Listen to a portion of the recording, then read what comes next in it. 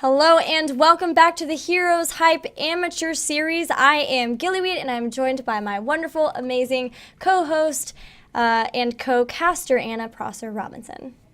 You're wonderful and amazing too, Gillyweed. Thank you, thank you. And we are in the finals of week 4. We've got Wild Growth, otherwise known as the severely impaired cats and hats of Wild Growth Gaming. We'll be calling you Wild Growth for the duration of this game versus the Nexus Globetrotters. And we're ready I can't for picks. guarantee I won't call you cats. I'm sorry. It's a habit. Yeah, right. They wanted to make sure that we did tell you, though, their complete name. So just in case you didn't hear it, in the finals is the severely impaired cats in hats of Wild Growth Gaming. And, of course, the Nexus Globetrotters, who have a more reasonable name.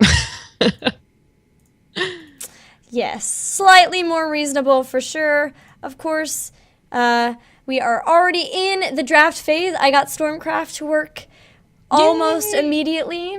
I think I've basically got down the weird sort of steps I have to go through to make it work. Sorry about that, guys. I will have it fixed for next time I do this. If Miss Honey wants to have my horrible technical issues back, I will fix that one for sure, though. And I think that Nexus Globetrotters has opted to have second pick. Of course, Wild Growth won the first game in this best of 3, which means that it is loser's pick for the second game. And we're going to be on Cursed Hollow. Yes, we are. And it looks like the first bans have already come out. The first ban from the cats is Lost Vikings. We've seen just a couple times. We've seen no Lost Vikings play, but we have seen a couple bans. Really interesting what motivates a team to ban them or pick them or not pick them, I guess. And of course, not surprising, we see Sergeant Hammer as the ban. We've seen no Sergeant Hammer play because she has been 100% banned. We miss you. We miss you, Hammer. Rest in pepperonis. For sure. So first pick Uther from Wild Growth. Now, of course, we saw they had some awesome Uther play last game, so it's understandable, but a very interesting first pick. Normally, we've been seeing Vala. Yeah, they're letting their opponents have Vala in favor of saying we really want Uther, so maybe they were afraid their opponents were going to try to take that away in response to how well they had played Uther before. So maybe Uther is more important to them than Vala, knowing that they only get one pick there in the beginning. And of course, Nexus Globetrotters do follow up with saying, well, fine, we're going to take our favorite first pick ETC, but we're also going to follow it up with Vala, so you can't have her. I don't know how much of that is that they would really like to have Vala and how much of it is that they want to deny Vala to the cats. But either way, Vala is never a bad pick. No, Vala's never a bad pick, and I think if you can get her, grab her, for sure. Very interesting, I think, that they decided to go with the Uther because ETC Vala is a pretty strong pair to grab together, but there's still plenty of amazing heroes out there, and we could easily see some craziness coming out of Wild Growth. Like, we've got Tassadar, very standard, and they've already got their supports right away. I'm guessing that this will be a damage dealer of some type. Perhaps Illidan. Perhaps. We also have Tychus, who's been on the board quite a bit tonight. Probably going to see something a little more like that, although we have seen that our teams are not shy about playing a specialist like Nazeebo, although we haven't seen any other specialist. Is Jaina a specialist or is she an assassin? She's an assassin. Okay, yeah. So we haven't seen any other specialists except for Nazeebo tonight. People really sticking to those damage dealers, and it is going to be a Tychus. They, did they have Tychus last game, or was it the Nexus Globetrotters who had it? Oh, I can't remember. Well, it's either way. It was so long ago. It was a great pick because Vola and Tychus together can be quite scary. Both being very solid, strong range DPS assassins that are difficult to get to. Dropping back into my WoW roots a little bit there. It's the end of the night. You know what? I was wondering, why do they put the finals of tournaments I mean, I don't wonder this, but it's kind of funny that the finals of tournaments are at the end of the night, only in that it's when everyone's the most tired. Yeah. So it really shows the quality of everybody's play to continue to keep your positioning strong, to continue to make quick decisions even though you're tired, and for us to be able to continue to say words in the game that they're playing. Words in order, nonetheless. Exactly. Made of syllables that we are saying out of our mouths. It's happening. All right, so speaking of that, I'll say some more syllables. Rhaegar and Tyrande coming out from the Nexus Globetrotters. Finally.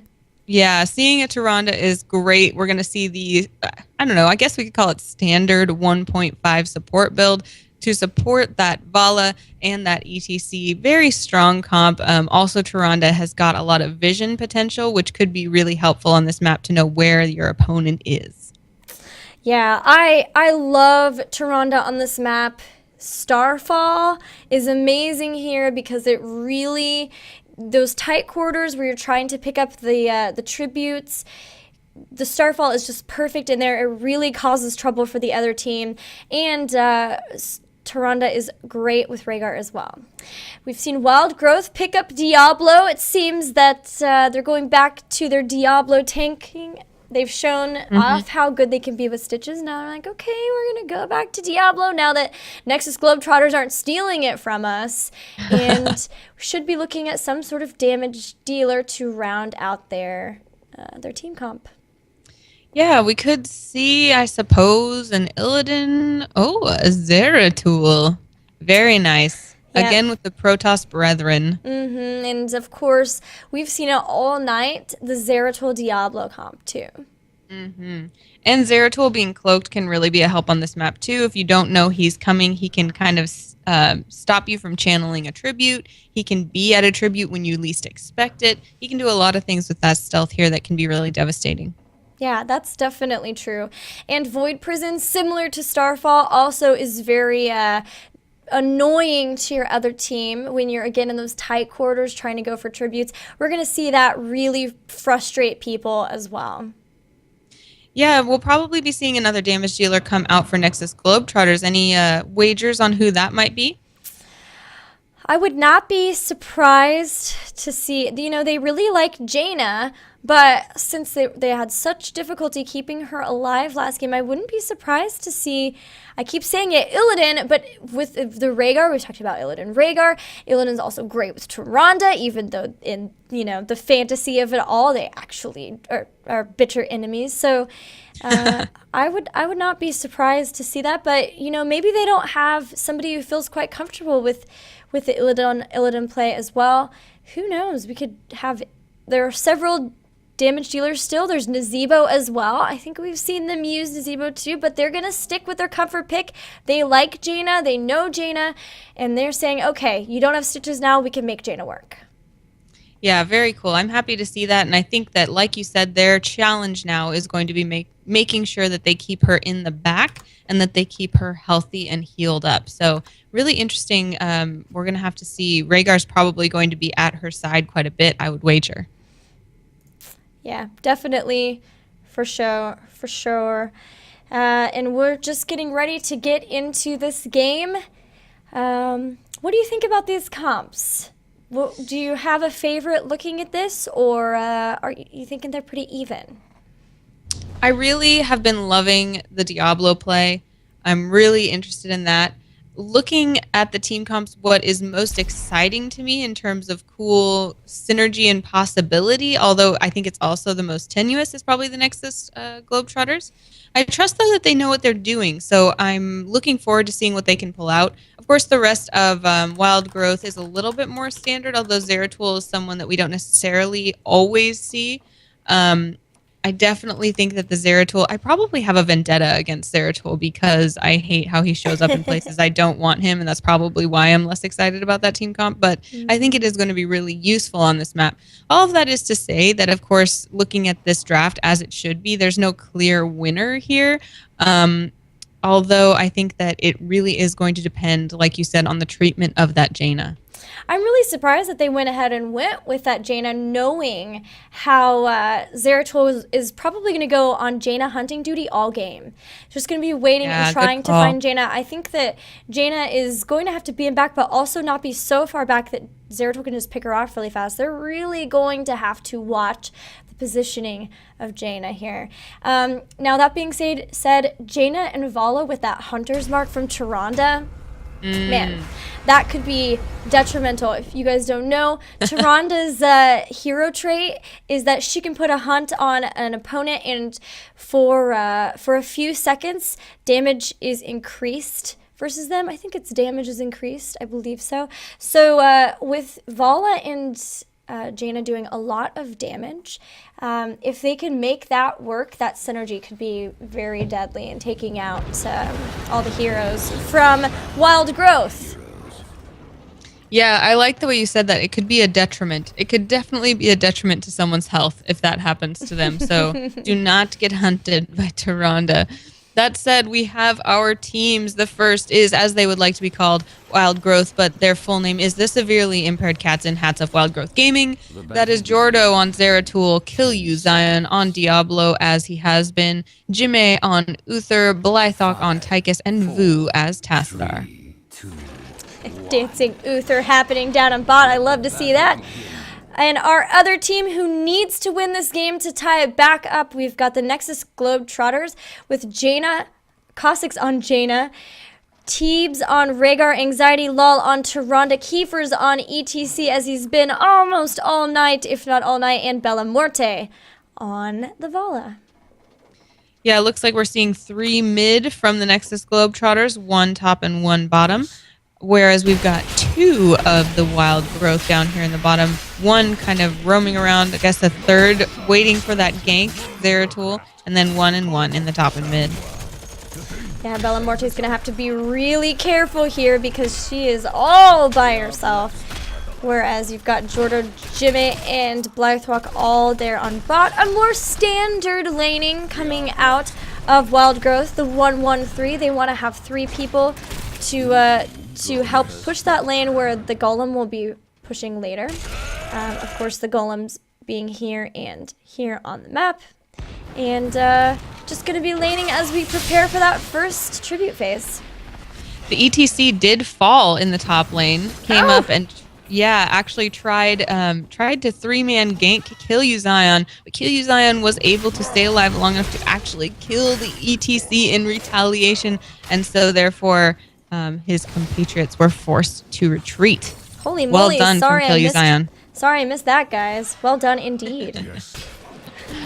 So tribute coming soon. Oh, Jordo gets the clutch blink into the gate, is able to get away before Nexus Globetrotters could tie it up. Of course, these teams switched colors on us, so I am all mixed up when it comes to the names. Now, already, this turret being out of ammo and getting some serious damage from Nexus Globetrotters, they might be able to take that out. They're really going for it. That would be a huge experience boost for them. And later on, of course, making it easier for that Golem to push down that lane. That's really nice. Yeah, absolutely. They are relentless. Kill You Zion can't do anything against them. Kiefer's getting revenge for having been picked off first. Luckily, there's a very, very short respawn timer on these early game kills. Now they're backing off a little bit, I think, in anticipation of the fact that they know the tribute is coming, and getting to mid when you know a tribute is coming is a smart way to prepare yourself just in case it is on the opposite side of the map from you. Righto, and of course you also want to be sort of as healed up as you can be. Now, Kill You Zion and Cossacks choosing not to come down at this time as the first tribute does spawn. I think they're probably going to just go ahead and let Wild Growth have this one. Not contested. They knew they were kind of out of position. A whole bunch of people being up at top, of course, taking out those turrets. I think they're maybe hoping that they can just continue gaining experience. They're still pretty much right in the same place. So no love lost really there as Wild Growth picks up that first tribute. I love this about heroes, that you'll see heroes throughout the game changing lanes, running back and forth. They don't have to have a certain role in a certain lane the whole time. One of my favorite things about heroes is we now see Kiefer's rotating to the bottom of the map instead of the top, and taking on both Blythehawk and Jimmy now in bottom. Yeah, we're seeing sort of the same thing happen to Nexus Globetrotters that was happening to Wild Growth, where they're starting to lose their turrets here on bot. With the 3-person push, you're able to sort of get in and try to take out the turrets to get that early game experience lead. It's all about trying to get to level 10 first, when you will have those heroic abilities, and almost even more so on this map, because key tributes tend to spawn right around the level 10 point, that being generally the 3rd tribute. So we've got the 2nd tribute here about to spawn, and we're going to see what they'll try to do here. Looks like nobody is immediately moving toward the tribute. The Nexus Globetrotters are in a better position probably, although now we see Tassadar from the Wild Growth being very close. And actually it looks like they may give it up to them yet again, even though they were in the better position initially. Ooh, that owl from Tyrande coming just a little too late to interrupt. They're really just trying to get experience gain, but you know, I don't really know how much it's working out for the Nexus Globetrotters to just do that. They're actually still behind in experience, and now they've got to go after the next tribute. And if they can't get to 10 first, that's going to be disastrous, because for sure Wild Growth is going to be there. Yeah, if you're not going for these tributes gung-ho at the beginning, what you should be doing is getting a very marked experience lead, and they are in fact behind in experience right now, the Nexus Globetrotters, so they have got to really convincingly be in position to take the next tribute, or they will get cursed and they will be behind in experience as their opponents are about to hit level 10. And here it is. Like I said before, level 10 happens right around the 3rd tribute. And Nexus Globetrotters are still lagging a bit behind. They're almost to that level 10. They should be able to secure it. There it is. And now we've got the level 10 abilities coming up just in time for this tribute. And we are definitely going to see a fight here. Absolutely. We see the cats already lining up, hiding in the bushes. ETC is poking in, looking for the fight, and the fight will begin. And it looks like the Nexus Globetrotters might not be very well positioned for this fight, and they need to be. Oh, Apocalypse drops down and takes a bunch. The Mosh Pit is making the Odin dance as well as Diablo. Kha'Zix is sort of out of position, but she does get Tychus before she also falls. We've got only one person down on the Nexus Globetrotters. Wild Growth has had both Uther and Tychus drop, so they are going to go ahead and let the Nexus Globetrotters pick up this tribute, which will give a little bit of breathing room to the Nexus Globetrotters now. But they will have to be on every single tribute from here on out. It's so important. They're trying to get this catch on Kill You Zion. They may be able to, thanks to the totem from Rhaegar that slowed him down, and they do. They pick him up. That's so good. And now they're definitely going to be able to push, or, you know, go back and heal too. They take that turret. They think that's enough. They're going to, they're going to grab that boss. Yeah, they're going for the boss instead. So we've talked about getting boss in between tributes before. It's so nice. It'll be pushing while the tribute's coming. It's going to force them, the Wild Growth, to make some tough decisions about what they do next. Yeah, it's good. It's a good decision here. And you see Tyrande kind of shooting that owl over the map, making sure that the rest of the opponents are not coming to get them. You're in a vulnerable position when you're getting the boss. You don't want to have anyone messing with you. And they did not. The Nexus Globetrotters were able to grab that without any problem. Now that boss will push against the newly gateless lane and probably do quite a bit of damage, while the Nexus Globetrotters are moving down bottom in anticipation of this next tribute. So Wild Growth was able to pick up the golem of their own, and lucky for them, the tribute is spawning right next to where the golem was for them. So they're all pretty much in position here with Zeratul coming down. Kill You Zion is going to try to start taking it, but it's going to be a bit of poking for a bit until someone can get a good position now. Kha'Zix is getting very close to Jordo, who drops the Void Prison. Now everyone's going to get in position. Apocalypse drops down. Kha'Zix is going down very quickly, as is Anxiety Law and Teeves. Everyone dropping. Anxiety Law gets the Ancestral Hero, but unfortunately Jaina drops. And so does Diablo and Zeratul, though. So, and they also pick up Uther as well. Wow, that fight was so deceiving. It seemed to go back and forth so quickly, and now Bellamorte will be able to grab that tribute, which will tie it up 2-2, so the next tribute will be the defining moment. Although, if Blythehawk can get enough little distracting pokes in, probably not. probably giving up at this point. It was really crazy because we saw everybody from Nexus Globetrotters get so low, but it was like they couldn't quite get the finishing kills on a bunch of them. They did get Jaina, but I think in focusing on Jaina so much, everyone else was able to really focus and take down even Diablo, which normally you don't see the focus on the tank because it takes so long to try to take down a tank. So it was really interesting how that fight played out. Absolutely. It was kind of an optical illusion. I thought I was looking at something that I wasn't. Yeah, it was very strange, for sure. But now we see that the Nexus Globetrotters will fall back and grab their Siege Giants, wanting to make sure that they've got lots of pushing power going on. And in the same vein, the Wild Growth team will be here taking out their Bruisers, pretty evenly splitting the map in terms of red and blue. Nexus Globetrotters will also grab their Bruisers as well. Experience is dead even too. Everyone's got the same talent level. It's going to be a really close game, I feel, and that's really awesome.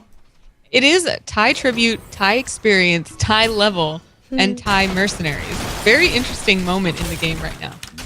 So crazy. And there it is. The third tribute spawning. This will be it. One of them is going to be cursed after this. And it's going to be dangerous too because it's going to be a huge team fight. So whoever loses this, whoever loses the tribute is probably not going to have a lot of abilities to defend the curse that comes out.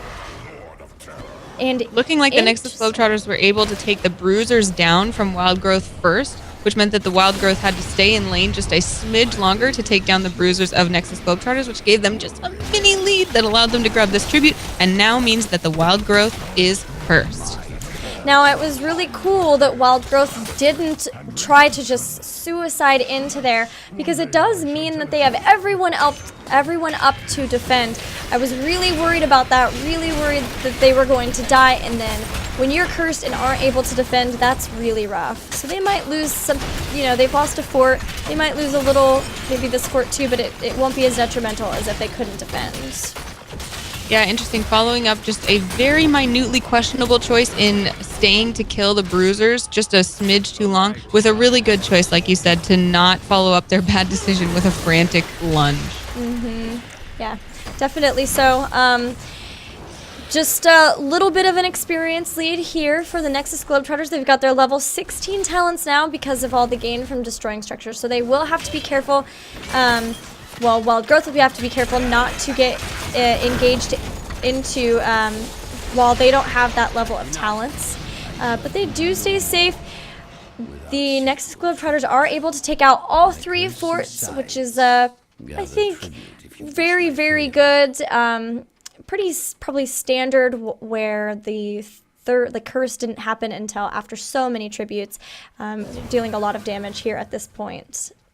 The Nexus Globetrotters actually took positions hiding there in the forest, thinking that they may be able to snag the Wild Growth as it came through. They didn't come, so they did come out of their hiding spots, but man, that was an interesting little booby trap they laid there. Yeah, definitely. And if you notice, Tyrande has actually taken a lot of talents to increase and buff her stun. So she's really they're really looking to sort of trap somebody and keep them from escaping while they just take them down very quickly. Looks like the Cats know that the Nexus Globetrotters are probably at their boss and are looking to intercept. Nexus Globetrotters don't want any of that. They're fine moving away from their boss to take a better engagement, and it looks like the Cats don't want any of it if the engagement is going to be like that.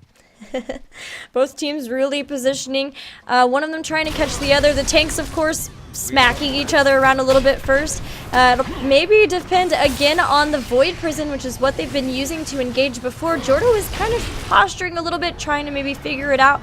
Nexus Globetrotters just playing really safe, continuing to keep vision on that boss, but not doing anything. Everyone just kind of spinning in circles, which is hilarious. Everyone's dancing in a hold pattern. No one is.